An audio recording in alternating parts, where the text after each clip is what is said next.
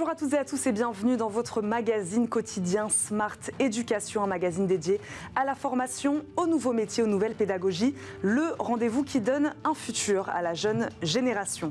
Aujourd'hui, les élèves à l'épreuve de l'oral, au bien connu oral de français en première, vient s'ajouter depuis peu le grand oral du bac pour les terminales. Rien que son nom peut être effrayant et il a de quoi l'être. L'élève est seul, debout, sans aucune note, face à un jury inconnu. Alors qu'à l'école, l'accent est souvent mis sur l'apprentissage de l'écrit.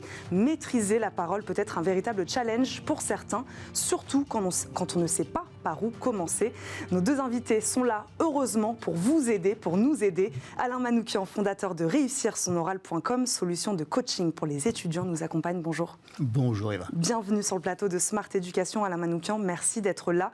Sébastien Bernard, cofondateur de The Presenters, cabinet de conseil en stratégie narrative, nous accompagne également. Bonjour. Bonjour. Bienvenue sur le plateau de Smart Éducation. Alain Manoukian, pourquoi ce grand oral, il inquiète autant les élèves selon vous et suscite aussi d'ailleurs autant de critiques?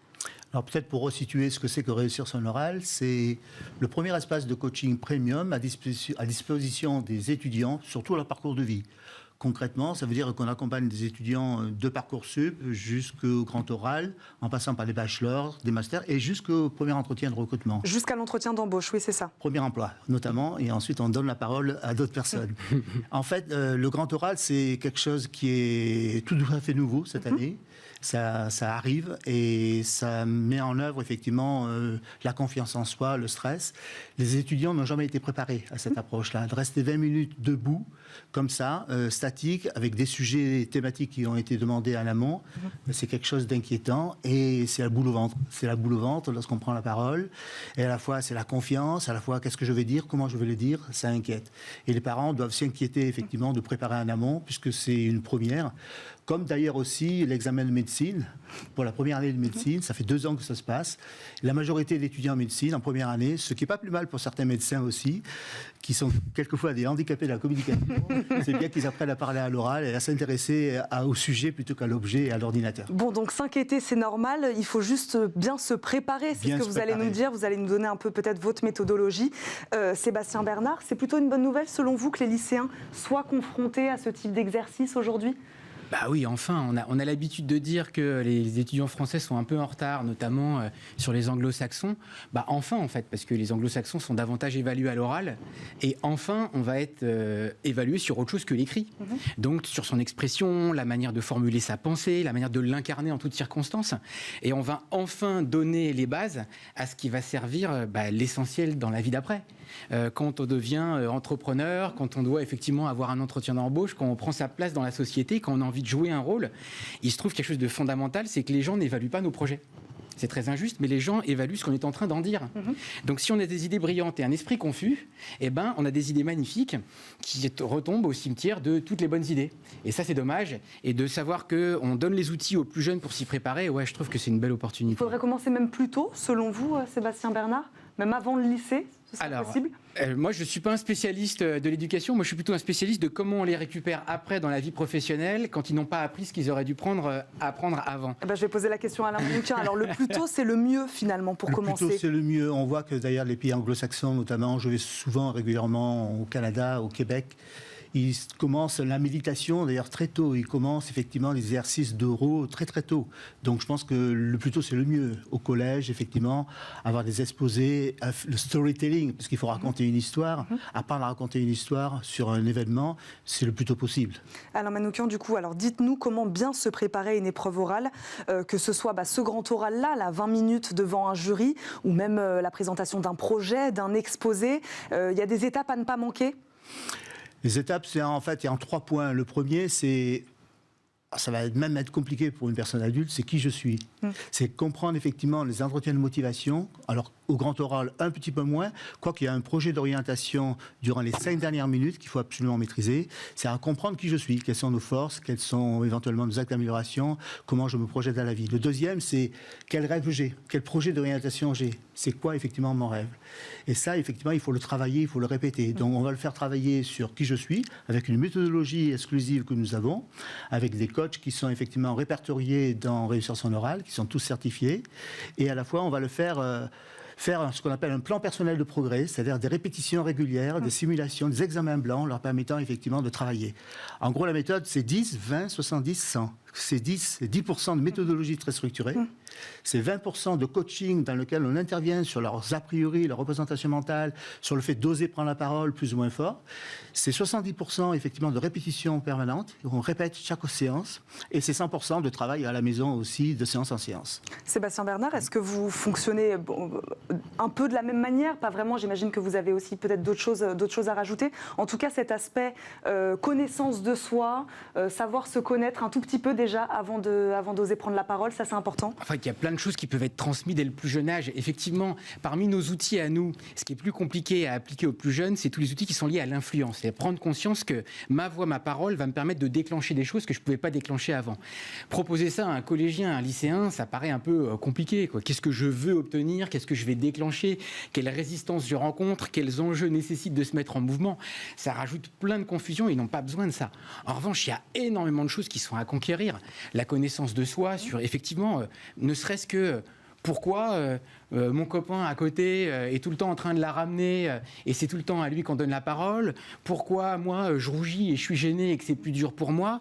En quoi effectivement tout cela n'est pas un frein à ce que je progresse. En quoi mon copain qui la ramène tout le temps doit travailler lui parce que peut-être qu'il sera moins structuré. Toutes ces choses sur lesquelles on va se construire. Souvent aussi avec des choses qui nous ont heurtés ou qu'on n'ose plus faire. Je pense effectivement la honte qu'on se prend et qui fait que plus jamais on veut prendre la parole en public. D'imaginer qu'à un moment donné, on va arriver avec des enseignants qui savent décrypter ça et qui savent dire tiens, excuse-moi, je voudrais m'arrêter, mais la gêne que tu viens d'avoir là, c'est intéressant et j'aimerais qu'on explique pourquoi tu ressens ça. D'un seul coup, le fait d'avoir les clés pour décrypter, pour arrêter de se dire c'est de ma faute, je suis pas fait pour ça et pour progresser, c'est juste génial. C'est intéressant ce que vous dites sur la formation des enseignants, peut-être qu'on en dira un mot si on a le temps, mais c'est intéressant aussi ce que vous disiez sur les profils. La méthodologie n'est peut-être pas la même, Alain Manoukian, en fonction des profils, de celui qui est peut-être un peu plus timide, de celui qui est un peu plus extraverti. Les points que vous nous avez cités tout à l'heure, globalement, c'est les mêmes. Dans la pratique, peut-être pas? Alors c'est vrai qu'on peut faire un profil comportemental et quelquefois on s'autorise à le faire suivant les profils, s'il est introverti, extraverti, en fonction effectivement de sa capacité. Le tout, c'est d'arriver à libérer le potentiel de l'étudiant. Est-ce qu'il est enchaîné, l'étudiant ou le jeune? Peut-être un peu dans l'environnement effectivement, parce que l'éducation lui a permis effectivement de se développer. À la fois, les parents ont un rôle des fois puissant, d'ouverture et de restriction. Et notre rôle, c'est d'entendre effectivement ces différents aspects de manière tout à fait confidentielle et de permettre, dans cet espace de temps et de lieu qu'on appelle le coaching, on fait tout en visio, à l'enfant de se confier et nous de trouver les clés lui permettant effectivement d'oser effectivement faire différemment, même différemment que les injonctions qu'il a reçues de ses parents. Donc on n'est pas dans la psychologie, on est simplement dans un espace qui n'est ni du mentoring, ni de la formation, ni de la psychologie, ni de la formation associée. C'est simplement un espace dans lequel l'enfant va prendre confiance par alliance et petit à petit se révéler et en 2, 3, 4 séances, effectivement, avoir des notes de 14, 15, 16 sur 20. C'est ce qu'on prône. Sébastien Bernard, est-ce qu'on travaille sur le fond et sur la forme en même temps? Est-ce que les gens que vous êtes amenés à coacher, ils ont un message à faire passer, peut-être ils ont une présentation, un projet. On travaille la forme et le fond, c'est tout aussi important presque.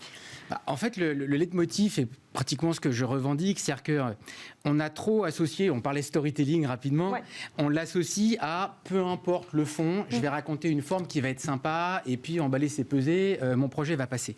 Et c'est ce qui fait qu'on associe, on va bientôt être en période, on est déjà en période pré-présidentielle, le storytelling à bullshit et on m'a raconté des histoires. Et on oublie un truc fondamental, c'est que raconter une histoire, c'est juste ce que l'être humain a toujours fait quand il a eu envie de marquer les esprits. Quand on n'a pas vu quelqu'un depuis longtemps, on lui demande quoi de neuf. On lui dit pas est-ce que tu peux me faire un bilan grand 1 sur le mois de septembre et grand 2 sur le mois d'octobre.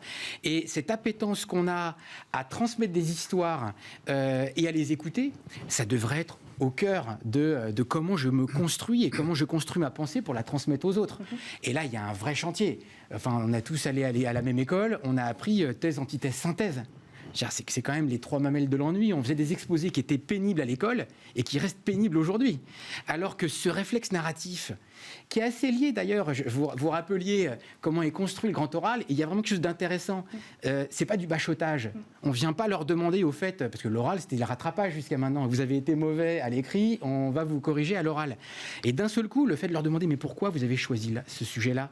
Qu'est-ce que vous avez à nous dire dessus ? Qu'est-ce que vous comptez faire avec ? Ça me met dans une dynamique où je ne suis pas là juste pour montrer que je sais, mais pour montrer que j'ai compris que cette connaissance ne valait que parce qu'elle peut changer une partie de moi. Et ça, je pense que c'est la clé pour commencer à raconter une histoire. Alain Manoukian, alors on parle des concours d'éloquence, aujourd'hui très démocratisés, même médiatisés, on en voit beaucoup à la télé.